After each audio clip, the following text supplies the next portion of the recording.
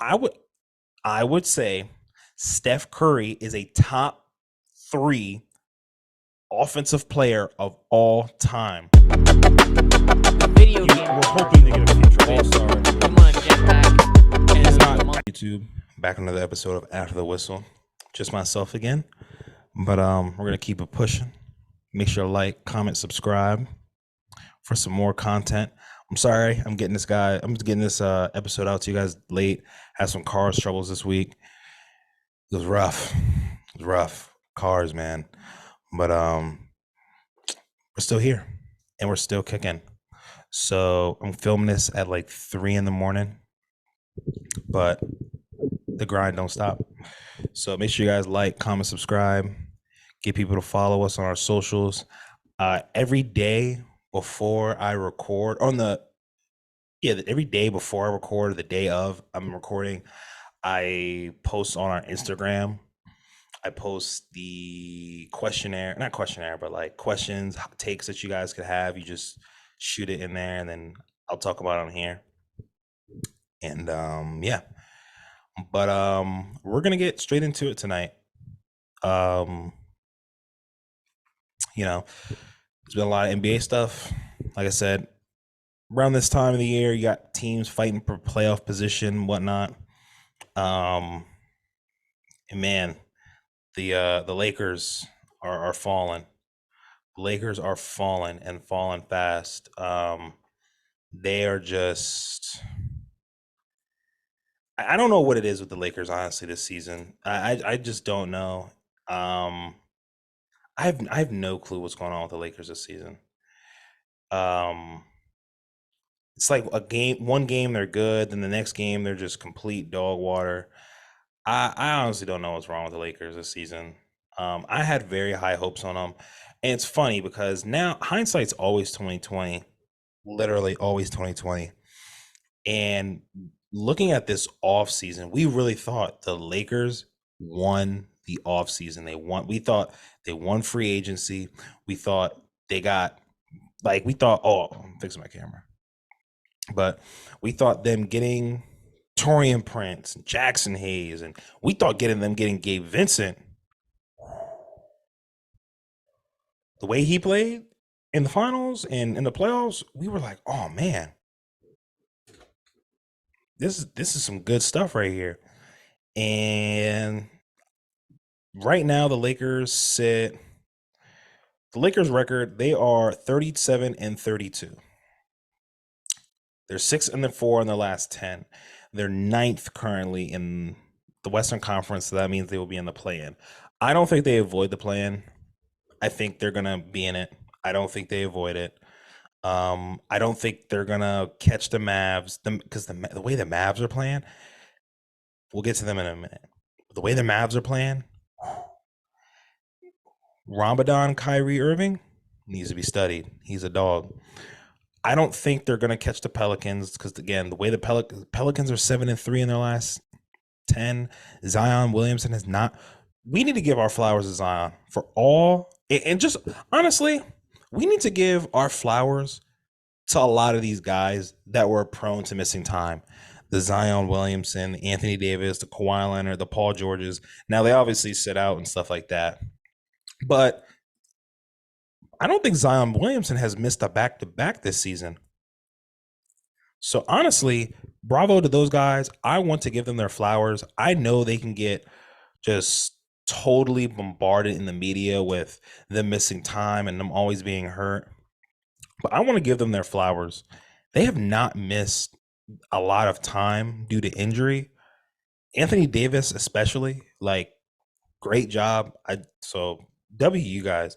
But I don't think the Lakers are gonna catch the Mavs. I don't think they catch the Pelicans. They're definitely not catching any of these other top seeds unless the other seeds, Clippers, Pelicans, Mavs, just completely fall apart, which I don't see happening. But the Lakers better stop messing around because they could very well fall to that 10 spot. And the way Houston is, if you guys haven't found out or know, Houston is 9-1 in their last 10 games. They've won 9 out of their last 10. You guys better watch out for Houston. Um, Obviously, big Sangoon stan since day one. Shout out to my man Ant. He had predicted that they were going to win 37 games this year. They have 34. I was like, you're crazy. They're not. There's no way. But I mean, the Rockets have beaten teams. They've beaten the Suns. They beat the Kings. They beat the Cavs. They beat the Bulls tonight. Now they lost. They lost like 3 in a row because they've lost to the Thunder, lost to the Thunder, lost to the Suns. But again, out of their last 10, they have wins over the Suns and the Kings and the Cavs, all playoff teams. Next year, could they make some moves? I'm going to get into that in a second. I think that the Rockets need to trade away some of these younger guys. Um, I don't think they just need a lot of these young dudes. I don't really know. Like, I think they probably need to try and do away. Like, this is obviously Sengun's. Like, I think this is Sengun's team. Well, I don't think this is Sengun's team. So you need to build off what Sengun does not do well, which is being an outside perimeter threat on shooting and a defender. So I think what you need to go do. Well, we'll talk about what they should go do later. Just wait. But yeah, back to these standings. The Lakers better stop messing around because they could, if the Rockets are still gonna, because there's still what, 14, 13, 14 games left. The Lakers could, I'm not saying they could fall out of playoff race, but they could come awfully close. So they better stop messing around. And there's another team. I think the Sixers are about to fall into the plan, if I'm not mistaken. Yeah, the Sixers are actually in the plan. The Sixers, they've had a steep decline ever since Joel Embiid went out. They were like what, 26-8 when he was there, and they're 38-31 now. In the East, is playing. You have Miami, the Sixers, the Bulls, and the Hawks. Now, I don't think the Nets are gonna. The Nets are 26-44. I don't think they're gonna win enough games to compete for a play-in, and even if they do, I don't want to see them in there. But blanking out. But the Orlando Magic, 42-28. I was high on the Magic coming into the season. I was like, they have a nice team. They have Paulo, Franz, Jalen Suggs, Wendell Carter, Cole Anthony. They have Markel Fultz. They had a lot of guys. And I was like, this is a nice team. Now, right now, if the season had to end, they will play the Knicks. If the season ended today, they will be playing the Knicks as the 4-5 matchup.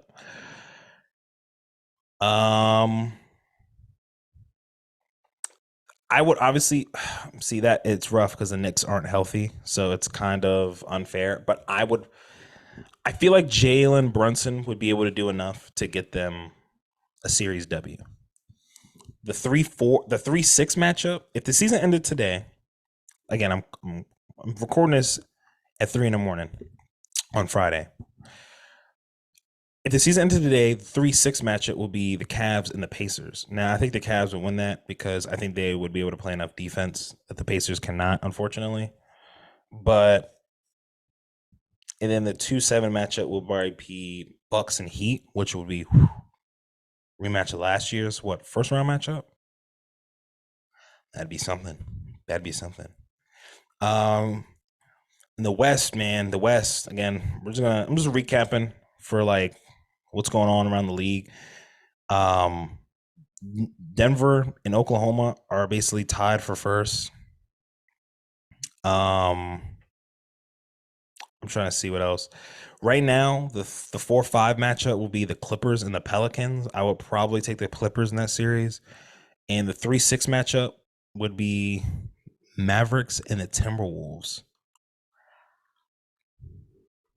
I would take the Timberwolves. I would take the Timberwolves, even if Cat was there. I mean, not Timberwolves. I would take the Mavericks, even with Cat being there. I don't think they don't have anybody to guard Kyrie and Luca. They're and with the addition of PJ, I honestly think the Mavs won the trade deadline. They're up there with the Knicks. It's hard because the Knicks aren't fully healthy, but the Mavericks, man, the Mavericks, they are killer. Kyrie and Luca, that's your whole offense right there. Like that's your whole offense. But with the addition of Daniel Gafford, PJ Washington, those guys clean up the board, and Gafford gives you an interior presence next to Lively. Now you can scoot Lively to the bench because he's still learning. You didn't want him as your starting center going into the playoffs. He's still learning. He's still a young guy, rookie. So, but you having Daniel Gafford as an interior presence is amazing. And I really think out of all these teams, I talked about it last time. Which one of these teams can dethrone Denver? I only said the Clippers. The Clippers have fallen a little bit. They're the 4 seed, but they're not. There's some holes in there a little bit. We'll see. But out of all these teams, which one do I think can make a? Out of all these teams in the top six, the four: Minnesota, Clippers, Pelicans, and Mavericks. The one I could see making a conference finals push out of these four teams, Timberwolves, Clippers, Pelicans, Mavericks, I see the Mavericks. If the Mavericks play just enough defense, if they play just enough, their offense can catapult them enough. They allow 117 points and they score 118. But Kyrie, we already know how Luka gets down on playoffs. And Kyrie is, first of all, I'm going to commend them too, because last year's trade deadline, they were getting, people were like, oh, it's not going to work between them. It's not going to work. It can't work between them. It's not going to ever work. They're sitting at 41 and 59. That's crazy because the Thunder will win 50 games. The Thunder will win 50 games. The Nuggets will win 50 games. The Timberwolves will probably win 50 games. Clippers will probably be high 40s. Clippers will probably be somewhere in the high 40s, maybe like 48, 49. The Pelicans will be somewhere in the high 40s. The Mavericks will probably be somewhere like 47, 48. Like that's crazy. You can have 3 50-win teams in it. Like it's so competitive in the NBA right now, in the Western Conference specifically. Yeah, man. It's and this is a down year for the Grizzlies. Like the Grizzlies aren't even, they don't have Ja. They've been hurt all year. So if you really were to take into account the Grizzlies, man, like they would be in the mix. Um and it sucks, man. Injuries really do suck. And like I said, the Grizzlies would really be in the mix if they had Ja. So that's a whole nother team that we're not even thinking about right now. And that's just kind of laying in the weeds. Some other NBA news that happened. Um, my camera just turned off. Hold on.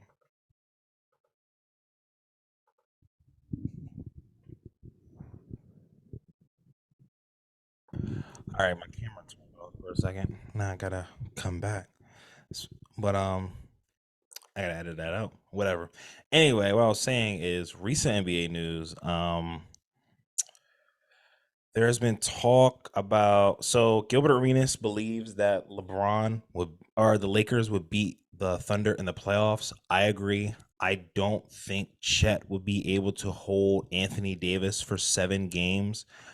That being said, I don't know on the Lakers squad who would be able to hold SGA for 7 games.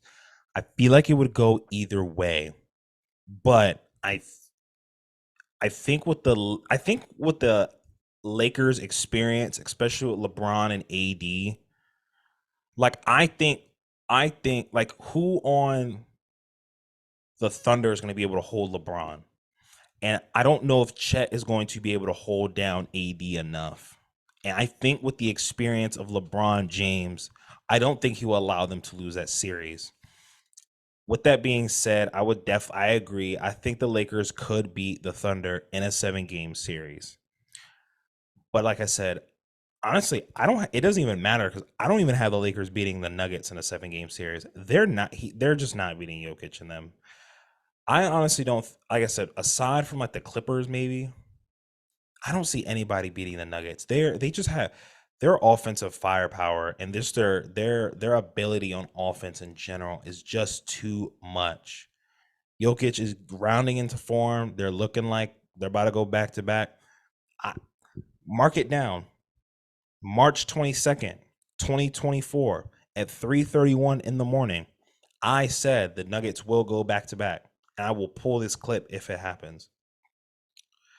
Paul Pierce said that Steph's influence on the game is greater than LeBron, MJ, and Kobe.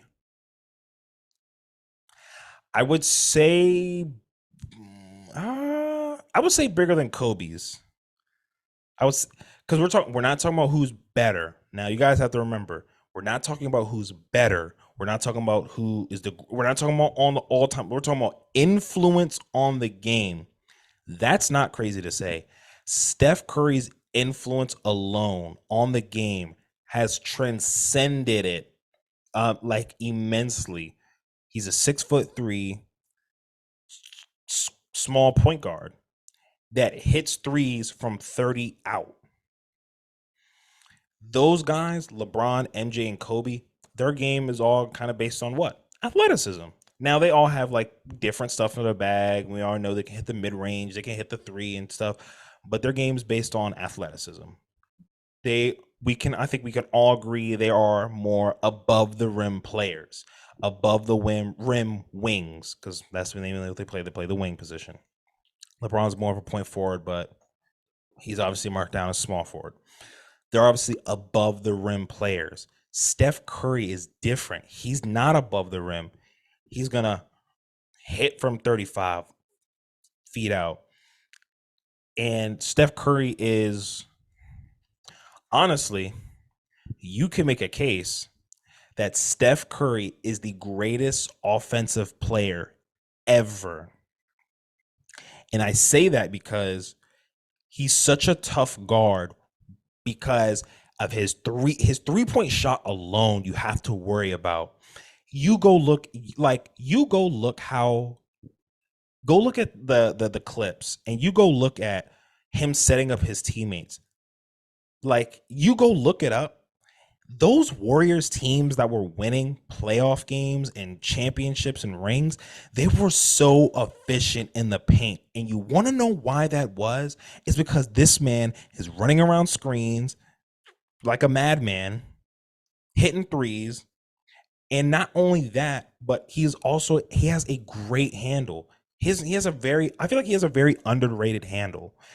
Curry, his handle is very great, and he can get you to the rim. He can, because you have to press up on him. You have to. So he's doing, and then he's driving past you. Or if he plays that pick and roll, and then bam, now your big has to come up. The opposing team's big man has to step up because of the pick and roll. Because you'll be foolish not to. So now, and Steph is a great passer. I feel like he's an underrated passer. So now he's Kevon Looney, doop, Draymond Green, doop, JaVale McGee, doop. I'm dumping it down, and you're either getting a dunk, or if you have a guy like Draymond, I'm dumping it off, doop. Oh, now Draymond's passing it to Clay in the corner, 3. Now Draymond's passing it to KD over there, 3. And that's what makes Steph Curry so lethal. He makes his teammates better because of just Steph Curry's presence alone. It makes the defense worry so much. So honestly, I would say Steph Curry is a top 3 offensive player of all time. I'm not talking about greatest. I'm not talking about positioning, and I'm not talking about ranking. I'm not talking about top 10. In terms of scoring the basketball, and in terms of how easy you make it look. And I just said, well, he's not even top 10 in scoring. In terms of how easy you can get buckets, how well you can score, and make it easier for your teammates, Steph Curry's top 3. He just go look. His shot is so lethal. You have to worry about it so much that it creates so much pressure on the defense because they have to press up on him. He's a great handle so he can get to the rim. And then not only that, like I said, that pick and roll, he's dumping it down. He's getting his teammates dunks, or his teammates are kicking it out for Clay for 3. They kicking out for KD and he hitting a 3. Or Steph is repositioning somewhere else. Now he's hitting a 3. It's Steph Curry is a top 3 offensive player of all time. Period. End of story. We're moving on. There's some more news, and if you disagree, let me. I mean, because in your top 3, you could probably have what? Jordan. Some people are gonna put KD up there.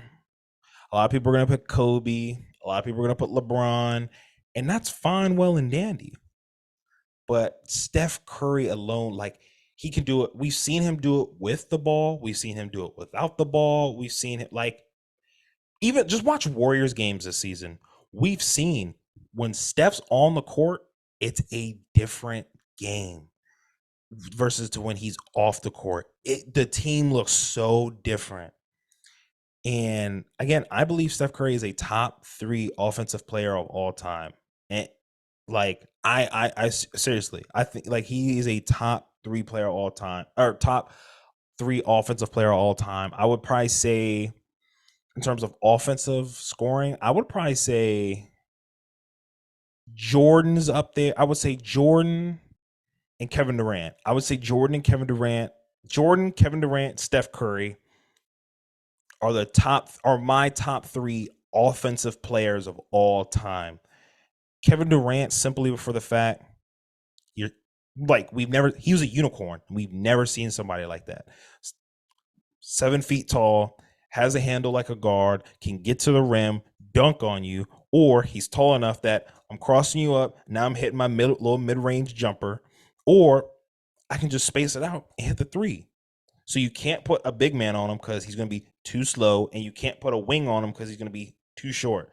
So now you got to go put some wing on me that's not going to put pressure on him on the defensive side. You're cooked. And Jordan, it's Jordan. I know what you're going to. Oh, well, first of all, you're a Bulls fan. First of all, Michael Jordan's not the reason I'm a Bulls fan. Derrick Rose is. Second, oh, you guys, he didn't have a left hand. We didn't. Shut up. Like, shut up. What else happened? I'm trying to think of something else that happened. I don't really see anything else that's really going on in the league right now. Again, everybody's just kind of fighting for position, trying to not be in the play-in, trying to be the number 1 seed, the number 2 seed. We want to get them. We want to, yeah. So that's kind of what's going on right now. You know, they're saying Lonzo Ball can play next year. I'm not trying to hear none of that. One report will say he's close to playing. The next report is saying he's never close to, he's nowhere near playing. And I'm just kind of done with it. But this gets me into my main topic I wanted to talk about tonight. And I understand that we're a little bit far from it. We still got the whole NBA playoffs, but it's never too early to start thinking about free agents and potential guys to want a trade. Now, there's some guys in mind that I think should look to get out this offseason. And number 1 on that list that I think should be asking for a trade or looking for a different scenery is Trae Young. I truly think Trae Young should be looking to get out of Atlanta this season. I think he's given them all he's been able to give them. Trae Young is a phenomenal player. Averages 25 and 12. Like, Trae Young's a great player, but that team is just not good enough. And I understand his play style is a little different. It's hard to build around. I get that. but they got to do better. They needed to do so much better with building a roster around Trae Young. It's like I just like I understand he's a 6'1" guard. He's 160 pounds, but the man's giving you 26 and 10. Again, he's not efficient from the um I think he's good. Don't get me wrong. I think Trae Young's good. I don't think he's great. I also don't think he's elite either.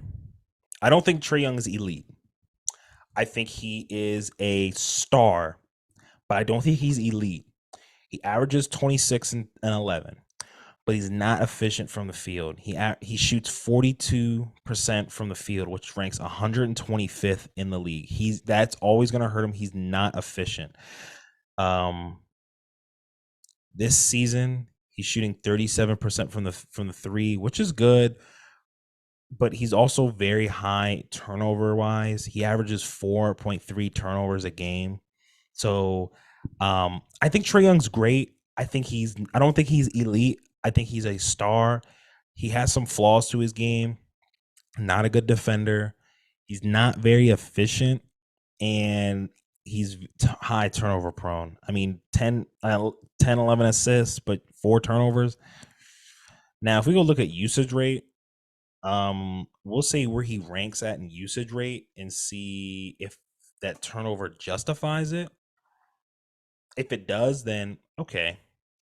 But if it doesn't, then see, yeah, like he doesn't even he ranks 21st in usage rate. So, you know what I mean? Like his usage rate it's not good. You know what I mean? He ranks 21st in usage and he averages 4 turnovers a game. His turnover percentage is, hold on, let me see. It looks like it's 42% turnover percent. That's not good. Um, but with that being said, I think Trae Young needs to be looking for a trade this offseason. I think the perfect place for him to go, and I think a lot of people have said it before, and I'll say it too. I think a perfect place for him to go is the Spurs. Go, because then at that point you would have your two foundational stars, Trae Young and Wemby. You have a star in Trae Young, and then you would have a rising superstar. Because first of all, everybody saw that one game of Wemby where he had like a really bad game in the summer league, and everybody was like, "Oh, he's a bust." Now he's potentially can win DPOY. Anyway, just a side note. But you would have because that's Wemby's team. Then if you get Trae Young, that would then have you'll have your superstar big, and then you would have a star complementary point guard with him. Then that's when you go get your auxiliary pieces. Go get your Steven Adams, your Alex Caruso's, your Bruce Browns. Then you go get guys that can kind of fit around their play style. Obviously, it wouldn't result in championship in the first year or two because first of all, you're in the Western Conference. So you got to remember that you're playing against prime Jokic. Got to remember that. But I would love to see Trae Young with Wemby. Could you imagine a Trae Young and Wemby pick and roll? That would be crazy. That would be insane. I would love to see that. Obviously, when could they ever get to a championship? If the stars align right, they probably could. I would love to see them together. I think they could benefit well off of one another. I just don't think the Hawks have really done a good job of building around Trae Young. I think with that Eastern Conference that Eastern Conference year, they've held on to players a little too long. And that DeJounte Murray trade was just not worth it. He had that one year. DeJounte Murray was great. He was all-star. He wasn't star level, but he was an all-star caliber player that year. But you didn't need to go pair a ball dominant guard with another ball dominant guard. That was very counterintuitive. And mind you, they gave up 3 first round picks to go get DeJounte Murray. So now I don't think you could trade him because you just paid him. But I would try and trade Trae Young. I would say, hey, Spurs, give me shoot. If DeJounte went for 3 first round picks, Trey gotta go for 4. Trae Young gotta go for 4. I would say give me Trey or give me 3 first round picks, maybe Devin Vassell and Kendall Johnson. You would have to throw in those two guys to probably make the contracts work. But yeah, throw in 2 or 3 first round picks and Devin Vassell and Kendall Johnson. Why not? Oh no, you just paid Devin Vassell, so I don't know if his contract would work. If you can keep Devin Vassell, keep him, keep him, keep him, because you would have Devin Vassell, Wemby, Trae Young, and you can go get you some auxiliary pieces. Then you could compete. I feel like. Um, I just don't think that the Hawks have done a great job building around him. Um, they've held on to some players just a little too long than when I think they needed to. When DeJounte Murray got to Atlanta, people were like, "Oh, they're going to be better than the Bulls. They're going to be better." Where? Like they're mid. They're mid just like us. Like they're mid just like us. And yeah, I didn't think that trade really did anything for him. Um, it just didn't make sense. And they're literally, even with that trade for DeJounte, they still remained in the same spot. So I don't really know what that trade did for them. Um, so I think Trae Young should really look for a trade somewhere else after this season. Another player I'm looking to that should be getting up out of there is on my Chicago Bulls, Zach LaVine. Zach LaVine should definitely be getting up out of there. I don't want him on my team anymore. I think we just need to go ahead. Look, DeMar DeRozan, great. We love you. We're gonna see you later. Thank you for everything you've done in Chicago. I think we should just let DeMar go. I think we should just trade Zach LaVine, trade Alex Caruso, trade away Patrick Williams, trade away basically everybody. Turn the keys over. Hey, Kobe White, here are the keys. This is your franchise now. Lonzo Ball, if you come back, great. If you don't, great. Either way, I think we should just go ahead and turn the keys over to Kobe White, trade Zach LaVine. I don't know where I would like to see Zach LaVine go. Maybe somewhere like the Pistons to give him another scoring wing to pair with Cade and Jaden Ivey. Unless the Pistons want to trade us Jaden Ivey. I don't know why they would do that, but I feel like they could do it. I'm trying to think of like a team that I could see Zach LaVine going to. Because he has an outrageous contract. Um, People keep saying the Lakers. I would like to see him with the Lakers. I think the Lakers would be cool. That would then give them another wing scoring threat outside of LeBron, but Levine also doesn't really play defense. I mean, he plays defense, but nah. So I think, excuse me, I definitely think that Levine should be getting up out of here. I would like to see him with probably the Knicks or like the Lakers, um, maybe like the Pistons. I would like to see him with. Trying to think of somebody else. What's another team I could see him with? Let me go look at the teams because I know as soon as I look at them, I'll be like, yeah. I'm trying to think of a team I could see. Y'all put down in the comments what y'all think. What team would you like to see Zach LaVine go to and why? And y'all let me know what team y'all would like to see Trae Young go to and why. Another team I would like to see Trae Young go with. I would like to see him go to the Heat. I think Trae Young to the Heat would be nice. Him, Jimmy, Bam, Tyler Hero. I feel like that team would be nice. I would like to see Trae Young go to the Heat. If you want to stay in the Eastern Conference, I feel like Trae Young can go to the Heat. I would like to see him maybe with the Magic. I feel like that would be cool. Him, Paulo, Franz. Now, one of them isn't going to have the ball in their hands just as much, but I feel like that would be cool. I would like to see Trae Young with the Heat. Either Trae Young with the Heat or Trae Young with the Spurs. If you want to compete for a championship now, I would say go with the Heat. But if you want something more of like a longer term project, I would say then go the Spurs. I would like to see Trae Young with the Spurs. Um, Now, as far as Zach Levine, I would like to see Zach Levine maybe go to the Pacers. Oh my God, him with, I mean, then you're just going all out like him with Tyrese Halliburton's passing ability, Pascal Siakam. Whew, that's a nice little team. I would like to see that. Zach Levine with the Pacers. I would like maybe even. I don't think they can make this work. But Zach Levine with the Kings, him and De'Aaron Fox in the backcourt, Sabonis with the passing ability with these two fast, quick, athletic guards.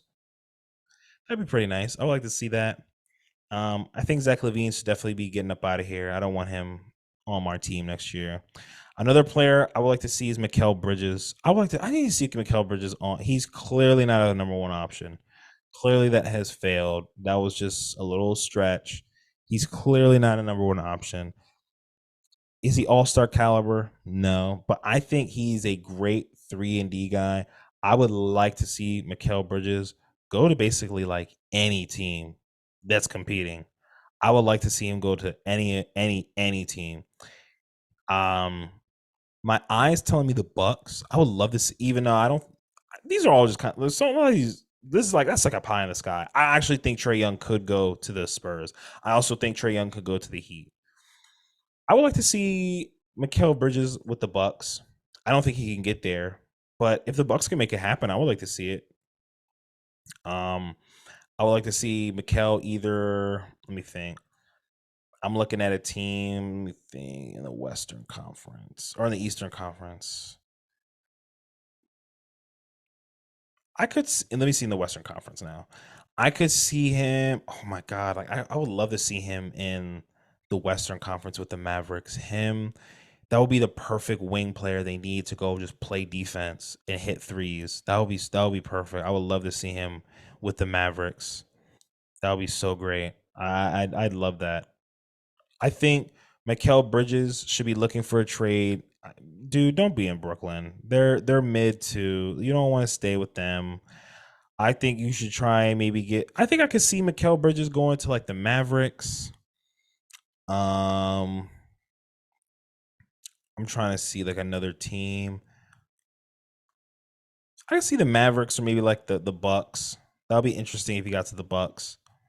Two contending teams. I could see that. Another player that I think should be asking for a trade is Laurie Markkinen. Bro, get out of there. Now, a team I would love to see Laurie Markkinen with is the Warriors. Adds another. I would say if you somehow got Laurie Markkinen, Clay to come off the bench, you still got Curry. So now Laurie Markkinen is a guy that you can kind of have, you know, be another scoring option. You still got Draymond, your defensive presence. Kate, got Loon Dog. You're gonna have Kaminga. That's a nice little team. Could they compete? You got Steph Curry, so you always got a chance. Let me see somebody else. I'm looking at these teams. Chris Paul, I know, is going to be a free agent after this year, and now I feel like that's could be a hot commodity. I don't know if I would love to see him on the Lakers. I mean, I would, but you don't want two old dudes on your team that don't really play defense like how they used to. If it was there in their prime, great. But Chris Paul on the Lakers now, I feel like it would be good, but he doesn't play defense as he once did. And I feel like that could hurt them unless you pair them with like young, active legs to then make up for that. I would think Chris Paul, um, yeah, Chris Paul, I would like to see him. I don't know where I would like to. I think Chris Paul can really go anywhere, play anywhere. The Lakers is probably like one of the coolest places I could see him going. Um, Or maybe he just kind of, rears it on back and plays for the Pelicans. Who knows? Another player I would like to now, Karl Anthony Towns. I want to see what happens with the Timberwolves. What if the Timberwolves are first round exit? You're gonna have to ask yourself some questions. Do we keep Cat? If you're the Timberwolves and you're a first round exit, do you trade Karl Anthony Towns? Or do you trade Rudy? Because Ant is your guy. Ant is your franchise player. Excuse me. Ant is your guy. You're not trading Ant. He's an untouchable. But do you trade Karl Anthony Towns? I feel like you can get some value out of Karl Anthony Towns. From who? Who would I like to see Karl Anthony Towns with? Shoot, I've said this in a previous video. I would love to see Karl Anthony Towns with the Warriors. His 3-point shooting with Steph and Clay. Because now you're also not you're pairing Cat with a versatile big in Draymond who can guard big. So now Cat doesn't have to guard the bigs and he's not having to guard the wings. I would like to see him with the Warriors. Gives them a whole new field, a whole new kind of character to their team. Cat with the Warriors. I would also maybe like to see Cat.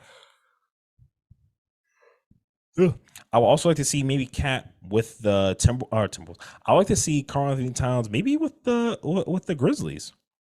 You pair him with Jaren Jackson.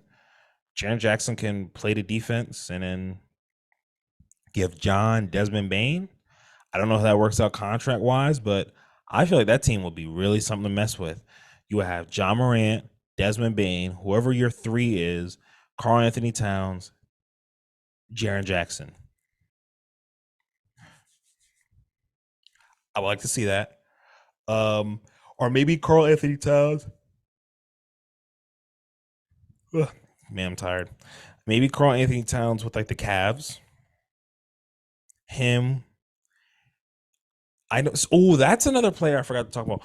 What about Donovan Mitchell? What do y'all think Donovan Mitchell? Y'all leave me in the comments. What do y'all think? Where would y'all like to see Donovan Mitchell? Would y'all want to see him in New York?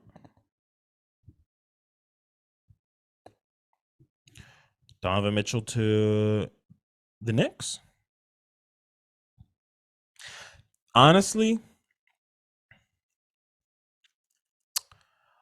I don't know where I would see Donovan Mitchell with. I feel like I would love this. I would love to see him with the Magic. I don't know why I keep saying the Magic. The Maverick. The Magic just need another piece. Yeah, the Magic just need like another piece, like another veteran piece because they're super young. Also, to that Lauri Markkanen take, I would like to see Lauri Markkanen go to the Thunder. Give them another that big depth, another score next to Chet and Shea. I would like to see that. I feel like Laurie because what if you're the Thunder? What do you have to lose? You just trade what 2 or 3 of those many first round picks you got, and Josh Giddey. Trade away Josh Giddey. 2 or 3 first round picks for Lauri Markkanen. I mean, I would take 3 first round picks for Lauri Markkanen. That's just me though. I would love to see him there. I'm looking at other teams. James Harden's going to be a free agent this year. Where would y'all like to see James Harden go? Would you like to see him go to a contender? Would you like to see him like? I feel like honestly, I see James Harden staying with the Clippers. I do. I see him staying with the Clippers. But if you're the Clippers, and let's say you don't reach the Western Conference Finals, do you run it back? Do you blow it up? What do you do? There's a lot of questions that we should really ask. Like, I guess as the playoffs are soon to be upon us, you should really I guess we should really ask ourselves what's next for some of these teams if they don't get to their preferred destination. The Clippers, what do you do if you're a second round exit? The 4-5 matchup is them and the Pelicans. I think they can beat the Pelicans. But let's say what if they get Denver in the second round and they lose? What do you do? do you keep Paul George? Do you keep Kawhi Leonard around? Like what do you do? Do you still try and make it work? I feel like they've tried a lot of stuff, and with the Clippers organization, I feel like they've tried a lot of stuff. Their first year, I feel like it was probably their best year because they were like the deepest. Because you had Paul George and Kawhi and Lou Will and Montrezl Harrell and I'm thinking of no more Zubats that was a team. And then you get Russ, and then now you got James Harden. I don't know where James Harden would go. I don't know who would really offer him a contract, but maybe I think James Harden will go back. But yeah, you gotta start asking yourself questions like, if you're the Clippers, what do you do? Let's say you don't make it to the Western Conference Finals. What do you do? What's your next step? Because this was your all in move. You went all in. You went all in this year. James Harden, like, you got to make the Western Conference Finals, if not the NBA Finals.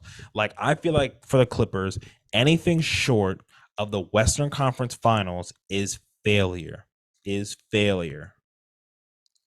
Getting bounced out in the first round, failure. Second round, depending on who the matchup is, if they lose to the Nuggets in 6 or 7, that's fine. Because this is the Nuggets. But I feel like for them, the Clippers, this is their time. This is their make or break time, because this you've held this together since what, 2020?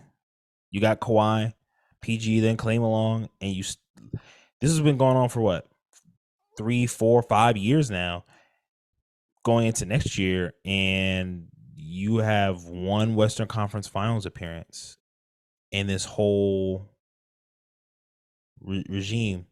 This whole team, this whole core would have had one Western Conference Finals appearance. You made this move, getting Kawhi and Paul George, to make you think, okay, we got these two. We're gonna be in the mix year in and year out. We're gonna be competing for a championship in the Western Conference Finals, making deep playoff runs year in and year out. So what if they lose in the second round? What does that mean for them? I don't know. Again, for the Timberwolves, what if they get bounced out in the first round? What does that mean for them? Do they trade Cat? I think they should. I also believe that they should have traded Cat to begin the season. Clearly, that's worked for them. They were rolling. They were rolling. They're 23-9 at home. They've won 33 games in their conference in the West. So that's always great. But if you're the Timberwolves, what do you do after this season? Do you try to run it back? Do you trade Cat? Do you trade Gobert? Where do you think? What happens? There's a lot of questions. Even for the Lakers. Lakers, what if they make, like, let's say you lose in the first or second round. Let's say you lose in the second round. What do you do? Because LeBron is a player option. So what if LeBron's like, I'm not coming back? Do you trade AD? Do you try and, okay, we're gonna try and retool and try and get another star to come over here to pair with AD, or do you just try and trade him to get some of your draft capital back? What do you do? Me personally, if LeBron leaves the Lakers this year, if I'm the Lakers, I'm trading. I'm gonna try and trade AD, because I'm like, look, I don't think AD is gonna be able to propel us by himself in the Western Conference to where we want to be at, and that's championships. I would try and trade him, get as much as you can from him. Try and get 2, 3, 4 first round picks, some young players to any team that's contending. Um, like a OKC. Like if OKC is like, look, we will toss you 4 first round picks and players for AD once LeBron leaves. If I'm the Lakers, I'm doing that. LeBron said he's leaving. Okay, we're done. We got our ring. Here, AD, is this where you want to go? Okay, then we'll let you go there. Or if, let me think, I'm trying to look at another team. If maybe the Heat want to make a move for Anthony Davis, he want to go down to Miami. Him, Bam, Jimmy, Tyler Hero, Terry Rozier in the Eastern Conference. You're still competing for a championship. Again, I don't know how that works contract wise, but this is all just pie in the sky talk right now. Late night pie in the sky talk. I'm trying to think team. So basically, those are my two major. Those are like the Clippers and the Timberwolves are my two major teams where it's a boom or bust for them. What do you do in the playoffs? Like, what happens if you lose in the first or second round? What do you do after that? Um, you know, same with the Celtics. Like, if you're the Celtics and you don't make the finals, what do you do? I feel like if you're the Celtics and you don't make it to the finals and even just win the finals, like what do you do? Because if you weren't going to do it in an Easter conference that it's strong, but your team is super top heavy, where you have former All Stars and all the NBA defensive caliber players. If you don't get to the finals this year, or you don't win the finals this year, with this team that you have, they're 32-3 at home. 32-3 at home. They won 7 in a row. Like, so if you're the Celtics this year, what do you do? I'm not saying make calls for Jason Tatum, but now it's like, okay, well, we gave Jaylen Brown this money. The core of Jason Tatum and Jaylen Brown hasn't gotten us a championship. What do we do? This is the best team to do it. And I know I say that every single video, but what does that do for you? What do you do? Where if you're the Celtics and you don't make the finals and you lose in the Eastern Conference Finals, what do you do? What do you do? I don't know. Um, there's not really another team. I mean, the Bucks, I will probably give them till next year and they can retool in free agency and try and get some other players.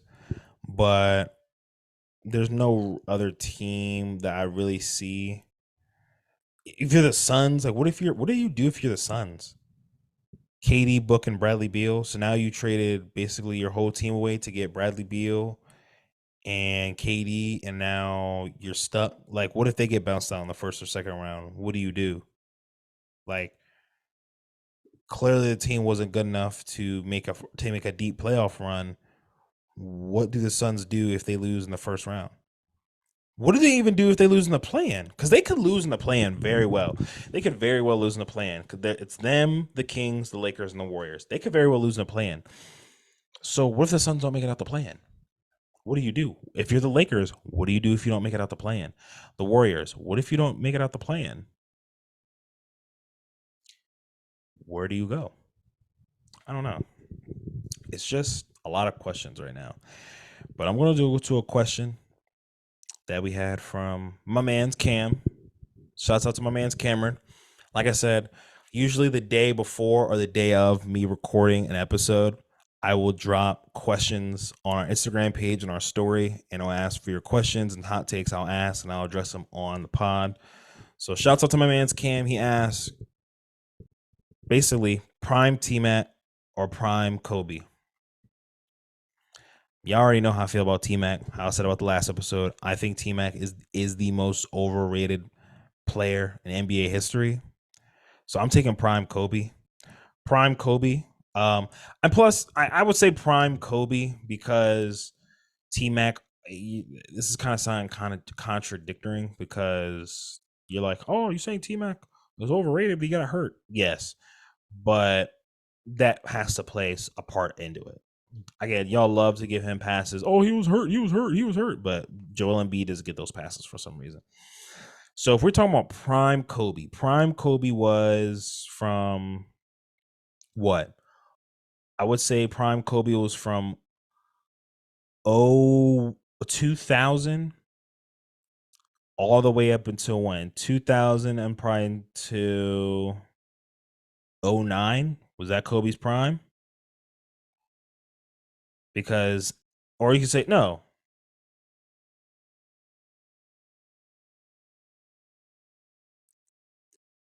I would probably say 2000 to, because he was still in MVP voting in 2012 and 2013. He was fifth. Like, So I would probably say oh 09. I would say probably say 2000, 2000, 2001 till 2012, 2013 was Kobe's prime. So about a prime of what, 12, 10, 12, 11, 12 years. That was his prime. So over that span from 2000 to 2012, so 12 years, he averaged 28 points on 45% shooting from the field, 33% from three, 5 rebounds, and 5 assists. In that prime for Kobe, he was 1, 2, 3, 4, 5, 6, 7, 8, 9, 10, 11, 12, 13. 13 times he was in running for MVP, and like basically 12 of those times he was in the top 5. One of those times he was, or two of those times he was in the top, or no, 3 of those times he was in the top 3. And then in 2007, 2008, he won MVP while winning back-to-back championships in what was that? 09. No. Yeah, 08, 09. Or no. Was that 08? Okay, hold on. Cuz hold on. 2011 was the Mavs. So 2010, 2009 is so 2009, 2010, he won 2 championships. MVP was 13 was MVP candidate 13 times, and 12 of those times he was top 5. Only in 2000 he was ninth. And in those primes, he was making all defensive teams, stuff like that. For some reason, he was 23rd most improved player. Oh, I guess because he went from averaging 27 to 35. So I would say Kobe's prime was better than Tracy McGrady's prime. I say that because Tracy McGrady's prime was not that long. Um, he only finished top 5 in MVP voting twice when he was, because his prime was probably from what, 2000. Yeah, so 2000 to 06, 06, 08, or no, not 06. I would probably say 06, 07. That was probably his prime. I'll say 07. So his prime was from 2000 to 2006. So his prime was half of what Kobe's year was, half of what Kobe's was. And Kobe's prime, he also had let's see. In Kobe's prime, he also had let's see. He had 2 30-point seasons, 2 seasons where he scored over 30. Uh T Mac only had the 1 season. And in his prime, he had 26, shot 43% from the field. So you could be like, "Oh, it's unfair. He got hurt," but I'm gonna take Kobe's prime. You could say he had more help, but I just think overall he had more. I just think overall, T Mac only had the 1 year where he won, or he had over 30. Kobe in his prime had 2 years where he had over 30. 1 year he had 35. And I would say this too, Cam, is that Kobe was also winning, or Kobe was also on defensive teams, like from let's see, from 2000 all the way up until, so from 2000, 2000, 2001. I'm trying to look at it. So from 2000, 2001, Kobe was, oh no, from 99, 2000 all the way up until 2011. So for like 10 years, he was on defensive teams and was getting, he finished highest fifth for DP, no, third for DPOY back in 01. So he was doing it on both ends. T Mac was just scoring. So that ranks higher in my book in terms of ranking players all time who had the better prime. Kobe was doing it on both sides of the floor. He was giving you 30 while he was giving you 35 while being on defensive teams. T-Mac was giving you 32, not being on defensive teams. But yeah, so I would say, Cam, that Kobe had the better prime. But that's all I had for you guys today. Like, comment, subscribe. You guys let me know how I could make the content better. You guys let me know your questions, your hot takes, and I'll address them on the pod as I have been as of recently. But you guys let me know, and I will catch you guys later. Until then, we'll meet again.